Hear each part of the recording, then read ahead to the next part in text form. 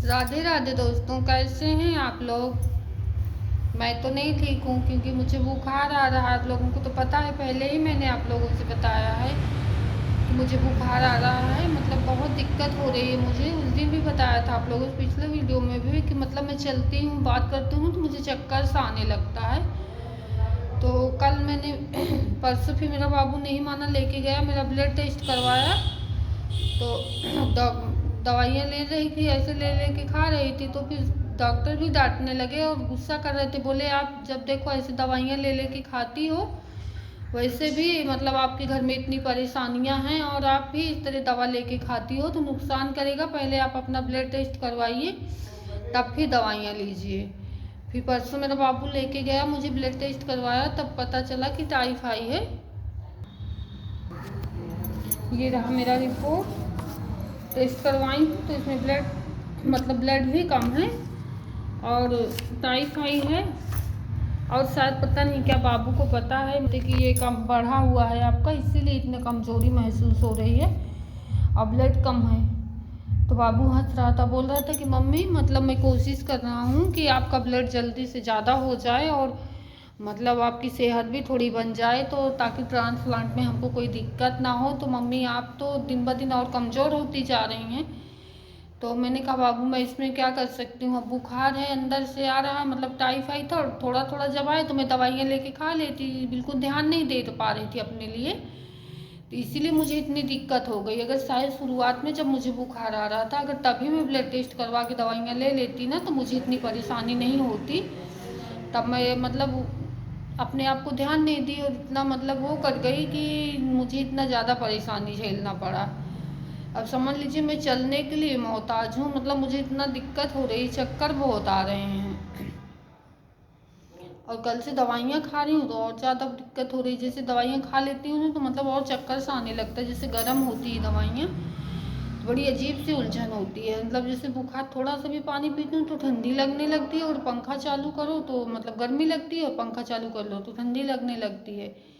कुछ समझ में नहीं आ रहा है क्या नहीं है।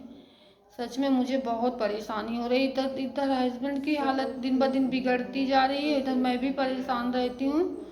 मेरा दिमाग नहीं काम कर रहा है कि मैं क्या करूँ क्या ना करूँ। मुझे बहुत मतलब पता नहीं कैसा अजीब सा लग रहा है, कुछ समझ में नहीं आ रहा है मैं क्या करूँ क्या ना करूँ। एक तो मेरे बच्चे भी अभी छोटे हैं, अगर बाबू थोड़ा और बड़ा होता ना तो सब कुछ संभाल लेता। अभी छोटे हैं, इतने बड़े भी नहीं हुए हैं।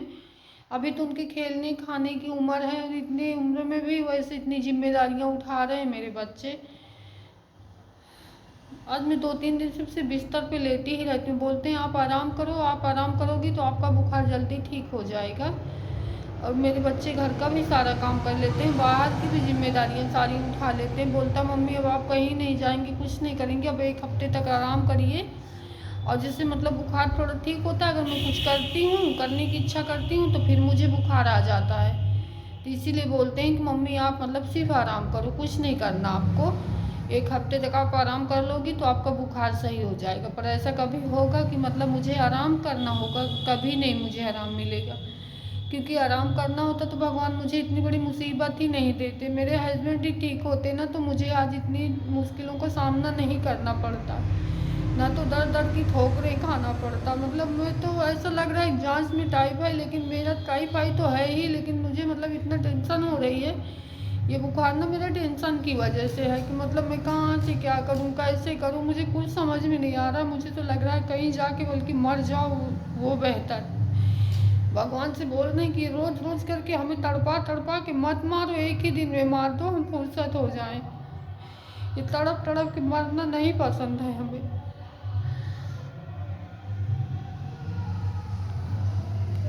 पता नहीं हमने क्या बिगाड़ा था भगवान का, जो हमें इतनी बड़ी मुसीबत दे रहे हैं।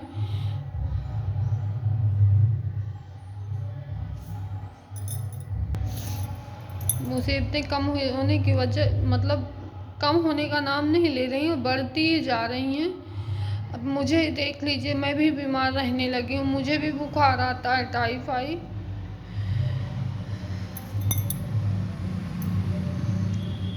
एक मुसीबत को थोड़ा कम करने की कोशिश करती हूँ तो दूसरी तैयार हो जाती।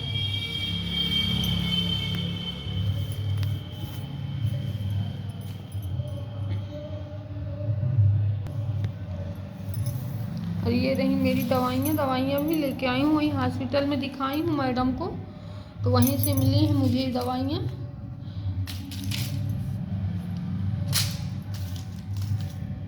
5 दिन की दवाइयाँ हैं, 5 दिन के बाद फिर दिखाना है। 5 दिन की दवा मिली है, 5 दिन के बाद फिर दिखाना है। मैंने कहा मुझे बताया कि बहुत कमज़ोरी महसूस हो रही, कोई सिरप उरप दे दीजिए। बोलते हैं पहले बुखार ठीक करो, बुखार की वजह से ऐसा हो रहा है, पहले बुखार ठीक हो जाएगा तो कमज़ोरी अपने आप सही हो जाएगी। अब ब्लड थोड़ा कम है तो खान पान पे ध्यान दो। मैंने कहा ठीक है मैम, क्योंकि सबसे अपने हालात भी तो नहीं बता सकती हूँ। यही बोलेंगे कि ये जब इसको बात करो तो ये अपना दुखदाहीन होने लगती है, क्योंकि किसी को पसंद है किसी को नहीं पसंद है। बता भी तो नहीं सकती हूँ सबसे ना कि मतलब मैं अपना खान पीन पे कैसे ध्यान रखूँ, क्या खाऊँ पीऊँ, क्योंकि आप लोगों को तो मेरे हालात पता ही हैं कि हस्बैंड के सिवा मैं और कोई खर्च नहीं कर सकती हूँ। मैं उनके ही खर्च में लाले पड़े हैं, क्योंकि जो उनको खिलाना है, जैसे पनीर के लिए डॉक्टर बोले हैं तो मैं 2.5-3 महीने से मेरे घर पे पनीर नहीं आया, क्योंकि आया हस्बैंड को खिलाना तो बोलती हूँ कि आपको गैस ज़्यादा बनता है ना, इसलिए डॉक्टर ने मना कर दिया। क्योंकि बात बात पे हमें झूठ बोलना पड़ता है, कभी कभी जब गुस्सा हो जाते हैं ना तो बोलते हैं कि कभी पनीर भी नहीं लाती हो तो मुझे ताकत कहाँ से आएगी। अब मैं उन्हें कैसे बताऊं कि मैं आपको पनीर क्यों नहीं खिला रही हूँ। बोल देती हूँ कि डॉक्टर ने मना कर दिया है आपको पनीर खाने के लिए, क्योंकि आपको गैस बहुत ज़्यादा बनती है इसीलिए। तो बोलते हैं चलो अच्छा ठीक है। मैं उनसे बता भी तो नहीं सकती हूँ ना हर वक्त मेरे पास पैसे नहीं है, क्योंकि उन्हें भी पता है। कल सब्जी के लिए बोल रहे थे कि जाओ सब्जी लेके आओ, तो मैंने कहा 2 दिन की बात है, किसी तरह चला लेती हूँ, जब सोमवार को चलेंगे डायलिसिस में ना तब लेके आएंगे। तो बोलते हैं चलो ठीक है, पैसा नहीं है क्या तुम्हारे पास। मैंने कहा नहीं पैसा है पर जाऊंगी नहीं, मेरी हिम्मत भी नहीं पड़ रही, तबीयत भी नहीं सही है। तो बोलते हैं लाओ मैं जाता हूँ लेके आता हूँ। मैंने कहा नहीं आप भी मत जाओ, जब डायलिसिस में चलेंगे तो उधर से लेके आएंगे। तो बोलते हैं चलो ठीक है। तो फिर दाल बनाई हूँ। बाबू बोल रहा था दाल उसको पसंद है, वो खाता भी है दाल, तो आज बोल रहा था कि मम्मी थोड़ी सब्जी बना दो। तो मैंने कहा बाबू सब्जी ख़त्म है घर पे, चल परसों जब जाऊंगी तब लेके आऊँगी। तो बिट्टू बोलती है मम्मी आलू है बना दूँ। मैंने कहा आलू की खाएगा भी नहीं, बोलता नहीं मैं आलू केल की सब्ज़ी नहीं खाऊंगा। तो नहीं बनाई हूँ। अब कल जाऊंगी जब डायलिसिस में, वापसी समय अगर सही रहेगी तबीयत ठीक लगेगी तो लेके आऊँगी, क्योंकि 4-5 घंटे वहाँ बैठना पड़ता है तो मेरा बुखार और ज़्यादा बढ़ जाता है। जैसे लगता है वहाँ से आते आते ना मेरी हालत एकदम ख़राब हो जाती है।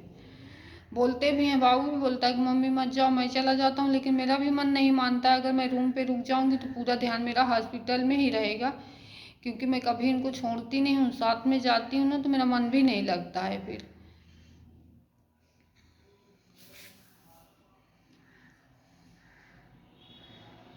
चलिए ठीक है दोस्तों, मैं आपसे बाद में बातें करती हूँ। देखती हूँ अपने हस्बैंड को, बाहर बैठे हैं क्योंकि 2-2:30 बज रहे हैं और अभी उनका मैंने बीपी नहीं चेक किया है, सुबह ही दवा खाए हैं।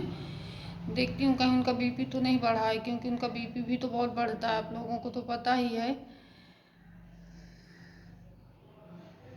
ठीक है, मेरी वीडियो को ज़्यादा से ज़्यादा शेयर करना और सब्सक्राइब करना मत भूलना प्लीज़।